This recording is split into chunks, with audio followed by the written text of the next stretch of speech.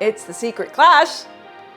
So I asked my lovely followers on Facebook and on Insta what they think I should be working with. Ingredients, recipes, what would they like to see? And there's something hiding under this that they voted for. Let's see.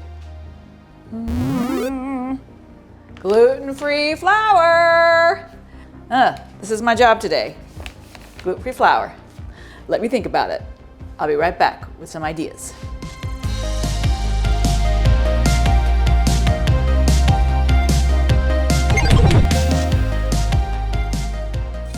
Here's my thinking. I have a class at Sugar Glider Kitchen. It's one of the most popular classes. They're all popular, but this is super popular. And it is pattern Swiss roll. And it's a cake that is super spongy, super delicious, and like just fun as all get out.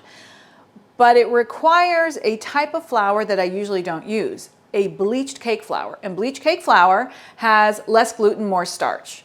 So by bleaching it, you denature some of the gluten in there and the protein in there, and you enhance the starches. So my thinking here was, this might be the perfect opportunity to swap out with a gluten-free flour, the one that I was given.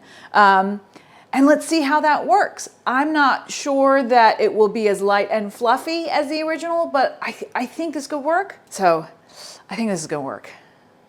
I think this is gonna work. I'm gonna make it work. So let's start with the pattern. It's a pattern Swiss roll. And I'm gonna do cherries, that's what we do in class, and Ray created this pattern of little cherries. But you just need a more simple pattern, and you'll see why. I'll explain later. And then, I don't know if you noticed, double sheet pan. So it's to protect the face of the cake so it doesn't over brown, because we want to enhance that pattern. And if it browns too much, it won't look great. So this is insulating this side of the cake that you will see. So double sheet pans. A piece of parchment that will obviously cover the pattern, but you still should be able to see through to copy it. And then I'm going to gently spray the surface of the pan. And this is all the stuff that I do in class for the gluten-full stuff. But the other thing that I am going to be very aware of, any ingredient outside of the flour that I use, I will check to make sure that it says gluten-free, because there's some things that you would assume are gluten-free and you shouldn't. So I check this is gluten-free. I'm not using a flour-based, obviously, spray. I'm just using a typical nonstick spray. And then I'm going to make sure that the edges are kind of clean of that spray, because the only leavening in this is the egg white. And we need the batter to hold on to the sides of the pan, because we have no chemical leavening. That means that it needs to be stable and needs to hold on to continue rising like this. For the batter, we have 8 eggs separated, 8 egg whites, 8 egg yolks. Always make sure that when you are whisking any kind of meringue or foam-based cake with egg whites separated, that everything that you do is totally fat and oil-free. Oil and fats impede the expansion of the egg white. And now I'm going to start whisking to create a foam structure. And off to the side, I have some cream of tartar and I have some salt. The cream of tartar is an acid that helps stabilize the meringue. Salt does much the same, but it will also help with the flavor of everything. And then I have 80 grams of sugar that I'm going to slowly pour in as it's whisking. So let's get a foam structure.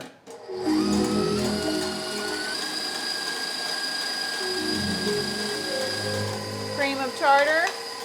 Gotta slow it down so I don't wear it. So I'm going to increase the speed, but not to the full max speed, just below it, because if you go full throttle, you'll make bubbles that are too big, bubbles that will pop.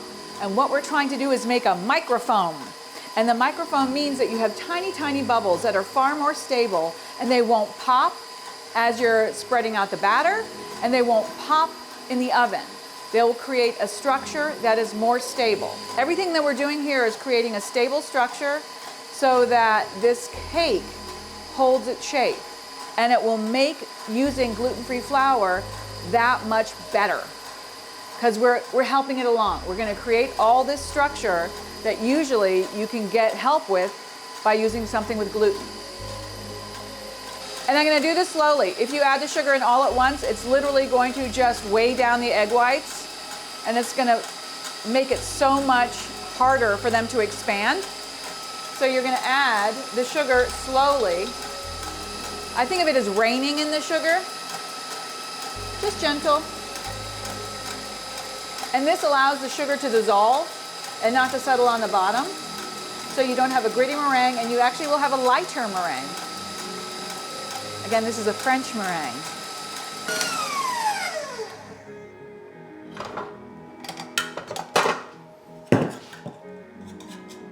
Stay. The whisk is staying still. I love it. Whoa, yes. We are so there. So in the bowl, you can see that it is stiff up until the point that you get to that very peak that is soft. Perfect. So now I'm going to transfer the egg whites over to this bowl because I'm going to be whisking egg yolk. So I always do the whites first because I want to start with a clean bowl for the whites, and then the yolks don't care. So have another bowl ready to transfer your gorgeous whites into. Oh, look how beautiful. Try not to just shove all of this in your gob.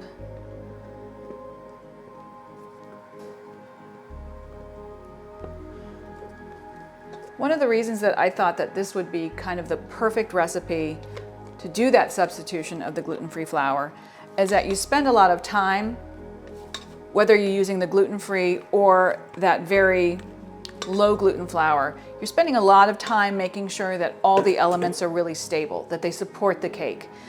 The egg whites being one of them. These proteins in here are going to help create structure. Also, that foam in there is providing lift. And so when you choose flours, if you think maybe will that work for a swap out, in this case, the reason I think that it's going to work is because I usually choose a very soft, low gluten flour so that the eggs shine, that they can do their thing, that they can like create their loft and their stability. And the flour's there just to give it a little help, hold its hand just a little. So hopefully this is going to work. Next up, yolks. So again, I'm not really worried that there's a little bit of white in there. The white's okay for the yolk. Yolk ain't okay for the white. So I'm just going to put this in. And then to that, I'm adding 60 grams of sugar. So if you're paying attention, 80 grams of sugar went into the whites, 60 are going into the yolk. So this is going to go on and mix until it reaches what's called the ribbon stage. So yolks are super orange to start with, but when it gets to the ribbon stage, it'll almost be buttery yellow and really thick. And that's what we're looking for. This is going to be on high.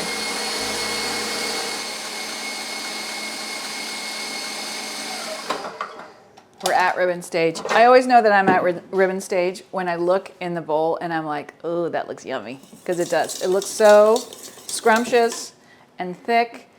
And it's called ribbon stage because when you lift up the whisk and you get a decent amount of that mixture on your whisk, as it falls, it will fall in a ribbon.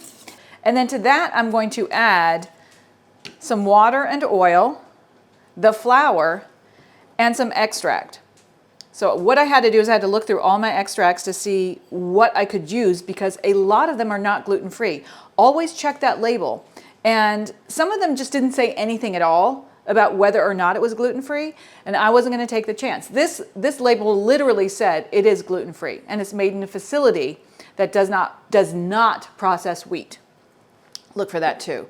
So a neutral oil and water, so 80 milliliters of neutral oil, like canola, vegetable oil. You can actually add something that has taste to it if that's the taste that you're going for in the cake, but usually I go for extracts to punch up that flavor. And I'm just going to add this straight in. And you might think, well, what's the point of getting to that lofty ribbon stage if you're just going to add this to it? Well, you need to get to that gorgeous stage in order to maintain all that aeration. It's still beautiful. It's still that lovely buttery yellow color, but also there is still aeration in there, even though that you have just thinned it out a little. So you have to get to that stage first before you add the next stage of ingredients, which would be water, oil. And now we're also going to add that flour. It's all going to go in. whoop, all at once. And I'm gonna give it a little whisk by hand, and then I'm gonna whisk it on the machine. So when I'm using a traditional cake flour that's been bleached, because it is so low in gluten, I usually mix it for 2 minutes just to coax some of that gluten out of it, because it has so little and there's so much fat in there, and fat coats gluten. I call it the Spanx of flour.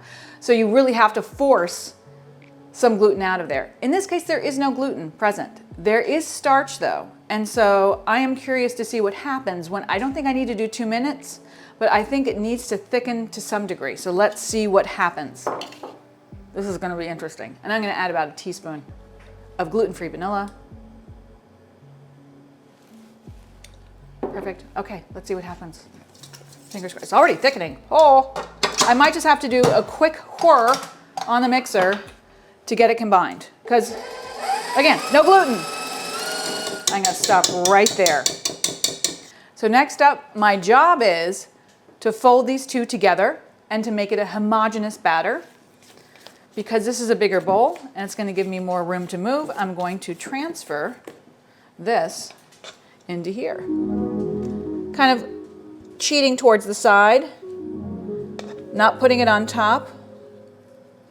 When I'm doing this gluten full, that yolk mixture is much thinner. So this is gonna be interesting to see how well they fold together with this thicker mixture. And I'm just gonna take the same approach that I do with the regular old cake flour. I'm gonna do what I call a G fold, because I'm a narcissist and my name starts with G, but also it's a G. So what you do with your non-dominant hand, you're going to be going counterclockwise, with your dominant hand clockwise, up, capital C, capital G. See what I did there? And this is a folding method that will do a couple things. What you're doing as you're going around this way, you're scraping the bottom of the bowl, you're collecting that yolk, bringing it up and over, and then gently petting. You're not stirring, you're not being forceful, you are just gently petting it into itself. I'm gonna stop folding right now, and I'm gonna start making my pattern. So the deal is that this is the batter for the cake, and I'm gonna use a small portion of it to dye and then make a pattern, and I showed you that pattern of cherries. And to do that, I'm going to take 2 bowls, 2 spatulas, and then in one bowl, I'm gonna put a smaller amount and the other a larger amount. So I'm gonna need less for the stems, more for the cherries themselves. And so I'm just gonna take a little bit, like, let's say that's a ½ cup right there, a little more. That's for the stems, and this is going to be for the cherries themselves. When you start this, you want to make sure that you choose a pattern that is relatively simple, because as I'm doing all this and piping, this batter's just sitting around, potentially deflating. So you want to choose a pattern that you can do relatively quickly. And this one is relatively simple. And I'm going to be using gel dye, which is thicker. It's also heat stable, so it won't change color in the oven when it starts getting hot. Gel dyes are great because they are so thick and you need very little, like 1 drop of the green, to impart color, as opposed to the stuff at the grocery store, which is very liquid-based, very watery, and you're gonna water down your batter, and they are not heat stable. They could change color in the oven. The other thing, what else is important? What else is important, do you think, about this dye? It's gluten-free. It is gluten-free, and it says so on the packaging. So I chose 2 different brands just to show you that there are options out there. This one is Americolor, and this one is a local Vermont brand, Ann Clark. You'll probably know them because they make fantastic cookie cutters, but they also now make gel dye. Both of these are gluten-free, and they're great colors for our purposes. So this one's going to be green, and you see how in this case I'm no longer petting, I am stirring, because this is going to be a riding paste, not a lovely batter. At this point it has changed its trajectory in life. I am happy with my colors, and off to the side I have some extra gluten-free flour that I'm going to add to thicken this just a little, so that when I pipe it actually stays put. And again, stirring, because this is our writing paste, not our batter now. Everyone gets to change their mind about what they want to do in life and what they want to be in life. This little bit of batter decided it wanted to be riding paste, not batter anymore. And I just wanted to get it a little thicker, not crazy, so a little more to like make about a tablespoon extra flour. I put in the larger that's perfect. So look, this is just slightly thicker. It's not, when you pick up the paddle, look, it's not running really quickly, but it is pipeable. I don't want it to be so stodgy that it's going to be hard to squeeze out of my piping bag. And then this I'm going to add a little less. So let's say half a tablespoon. That's good. Yep, all good. I have 2 piping bags and both have writing tips in them. Writing tips are small opening tips, and these are actually on a larger scale. These are specifically Ateco, which is the brand 4. So you're looking at a number to see what size the opening is, and this is relatively large for a writing tip.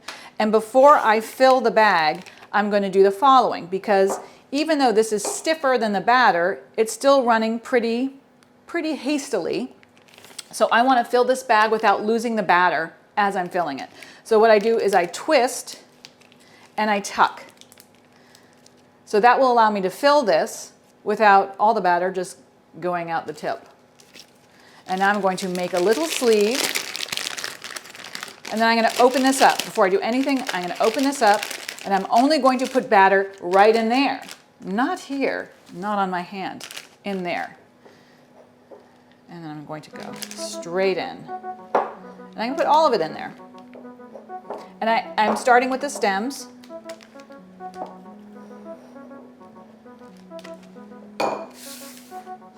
Get this up there. Now I'm going to release the hounds because I'm going to start piping. There we go. So I'm going to turn it this way. So when you pipe, I usually start closer to, well, let's start here, closer to the parchment. I lift up and I go back down. And lifting up might seem scary, but it's called a drop line. In piping, when you lift up your bag, you actually have more control over the line itself, and you get a straighter line. The closer you get to the parchment, the shakier you tend to be. So lifting it up, you can change the trajectory as you go up, and you also get a drop line that is straighter. Now I have my oven on at 350, because the deal now is I'm going to bake this pattern until it's barely set. I want the top of it to be no longer runny batter. I want to be able to poke it and not feel anything come off on my finger, but I don't want it so baked through that it will crack when I bake it again with a batter on top. It takes a minute or 2 at most. So don't worry about this sitting around way too long. It's going to like bake up really quickly. But first we have to pipe cherries.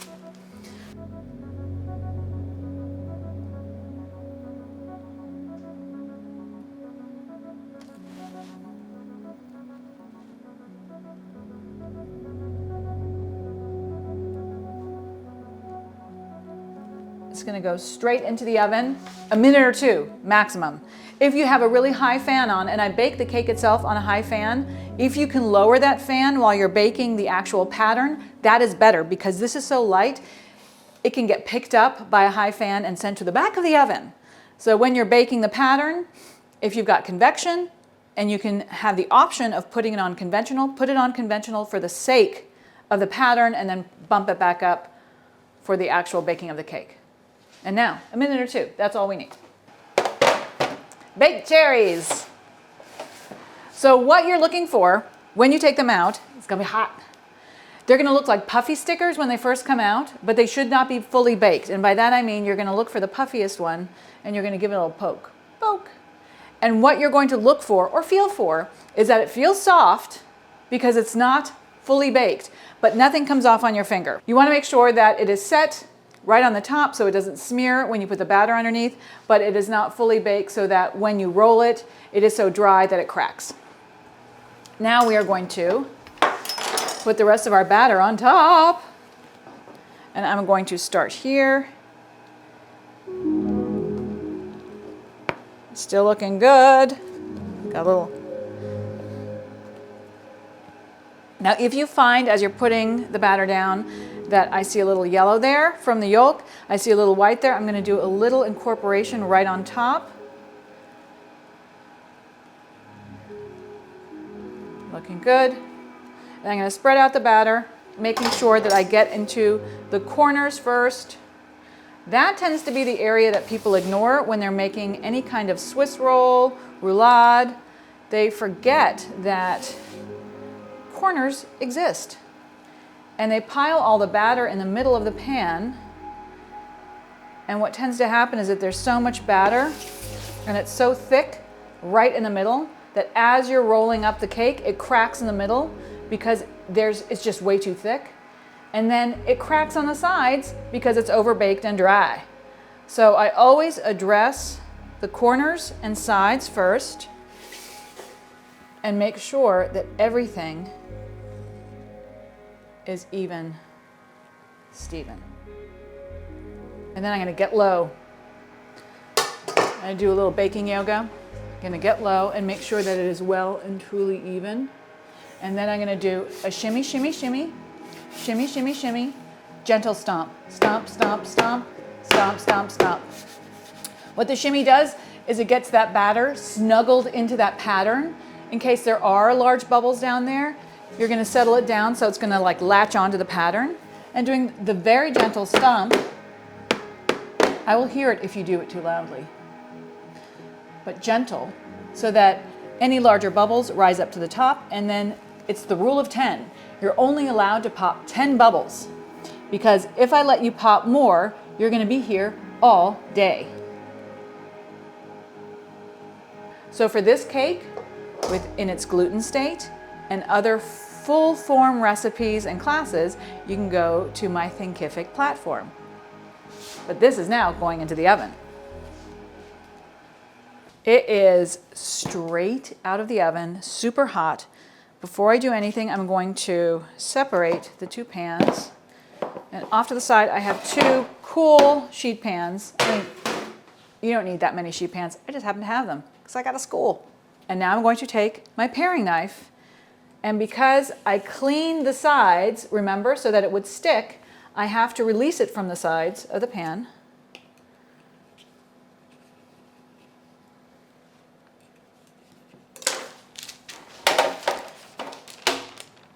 Parchment here. Remember, the one underneath is still hot.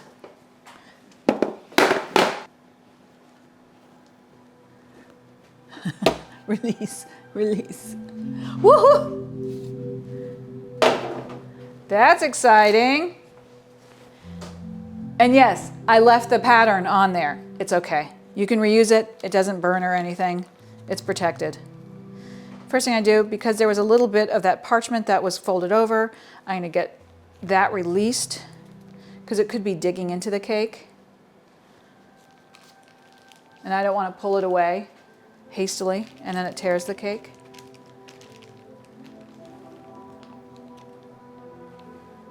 Gentle, gentle.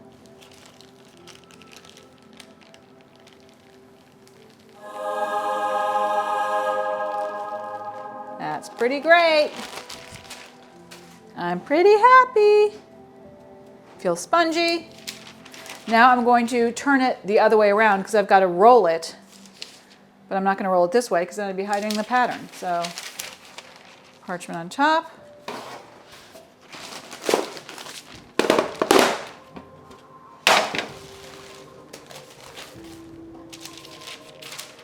And then I'm rolling it while it's still super hot, but only for 2 minutes. And what that allows me to do is to essentially have the cake have a memory of being rolled.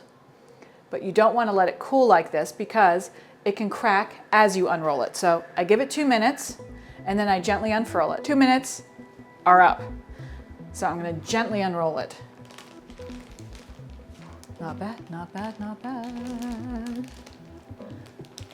I'm coaxing it, and at this stage, I'm going to stop, and instead of forcing it open entirely, I'm going to extract that little bit of parchment in there because I don't want to force it open. I want to keep it, there we go, like that. So you have the memory of the roll here, And then it's going to cool like this, and I'm going to fill it, and it's going to be ready to roll. Compared to the one made with the bleached cake flour that has a little bit of gluten in it, I gotta say it's not as buoyant, it's not as spongy.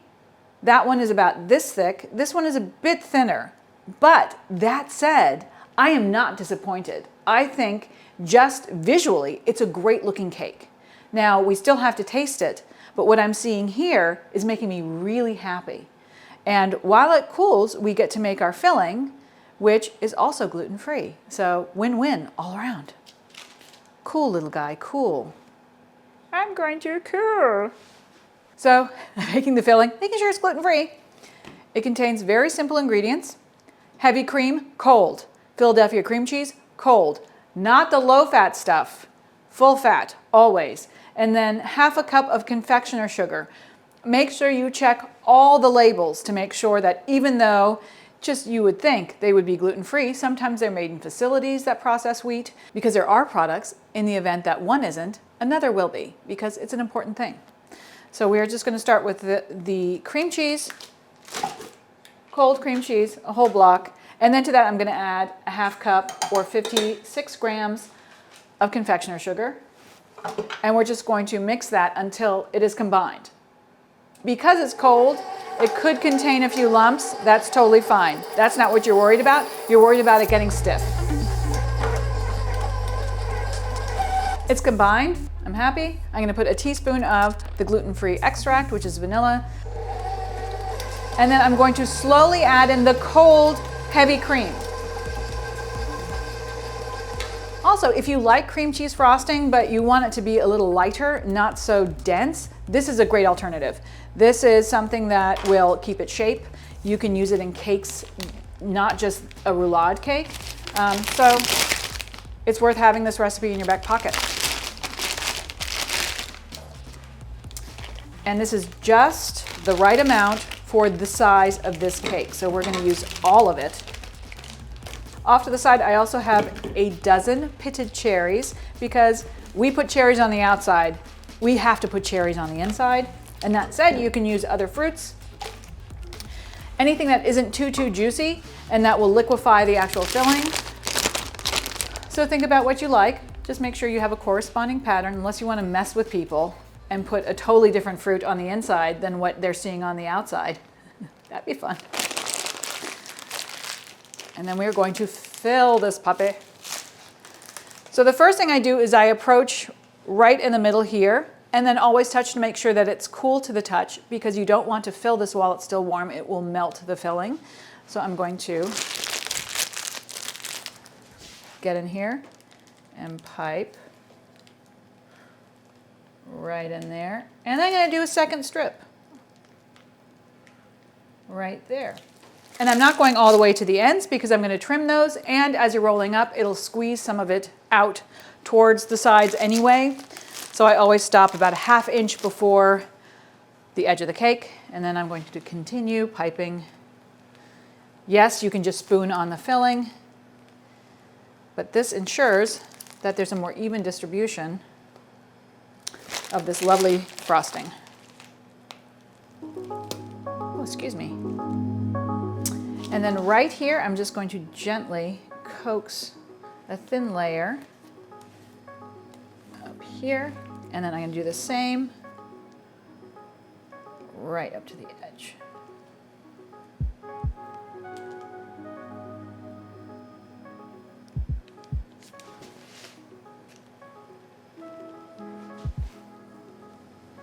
And then the cherries, I'm going to tuck right in here.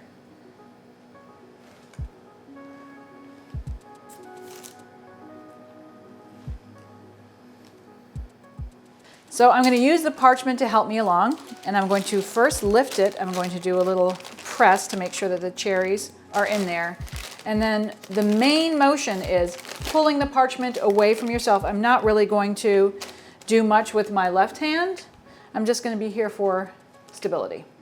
So I'm just going to pull this, boom, and wait for it to fall on its seam, and then lift it out. That looks fabulous. I am stinking happy. Look how pretty. Drum roll, please. I'm not kidding when I say that this, when I make it with cake flour traditional, is one of my favorite all-time cakes. Let's see if this comes anywhere close.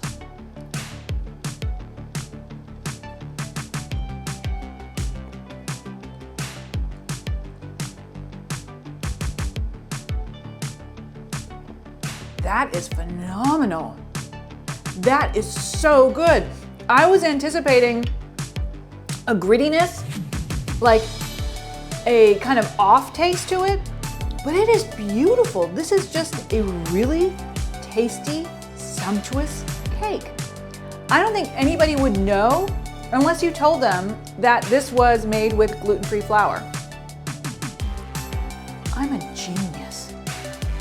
If you're interested in more in-depth classes, both in person and online, visit sugargliderkitchen.com. Hey, don't forget to punch down those like and subscribe buttons.